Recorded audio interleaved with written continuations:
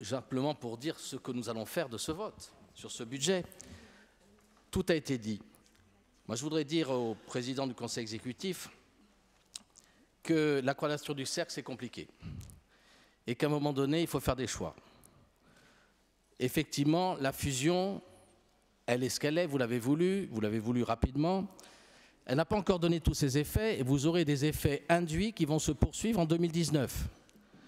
Vous avez aujourd'hui un budget avec, et comme l'a dit, que ce soit François Hollande, que ce soit bien sûr Jean-Martin Mandolone ou maintenant Valérie Bodge, qui ne remplit pas toutes les fonctions, tout ce que nous pourrions attendre.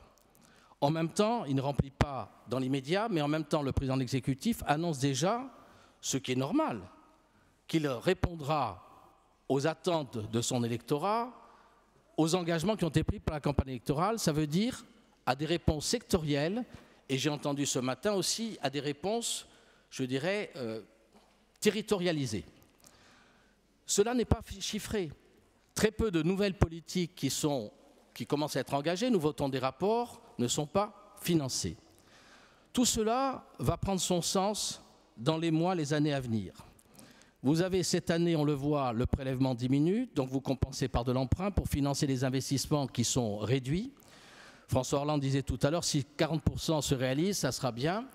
Je pense que vu le début de la consommation des crédits d'investissement à partir d'un vote d'un budget fin mai, il y a peu de chances que beaucoup se réalisent.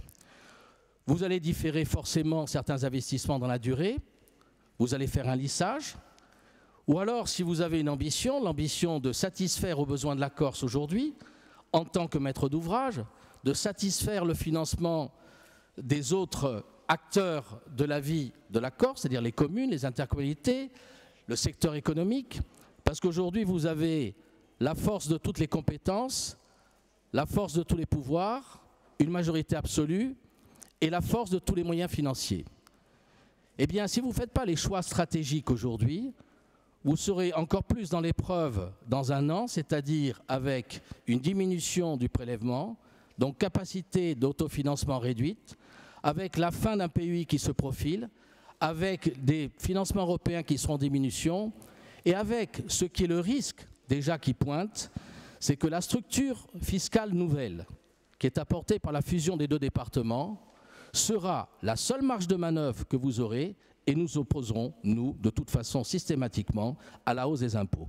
Ça veut dire que si vous avez le droit, bien sûr, de mettre en œuvre vos politiques, il va falloir faire des choix stratégiques, il va falloir dire là où il faudra faire les économies pour continuer à consommer au nom de l'engagement politique qui a été le vôtre, et en même temps de maintenir le niveau des investissements.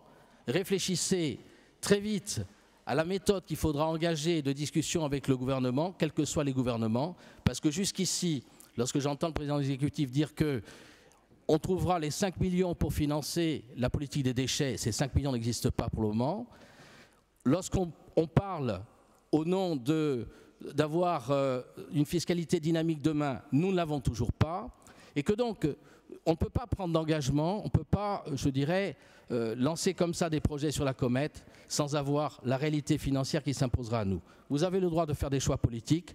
Nous avons le devoir d'alerter l'opinion qu'aujourd'hui, nous sommes structurellement dans une situation très difficile et que l'année prochaine, vous serez obligés à nouveau d'emprunter parce que le FCTVA diminuera, parce que le prélèvement diminuera et que donc, soit vous augmenterez, je dirais, la dette, la charge de la dette, qui aura des conséquences à terme sur la fiscalité locale, soit effectivement nous serons en désinvestissement. C'est pour cela, pour toutes ces raisons qui ont été dites par les uns et les autres, que nous voterons contre ce budget.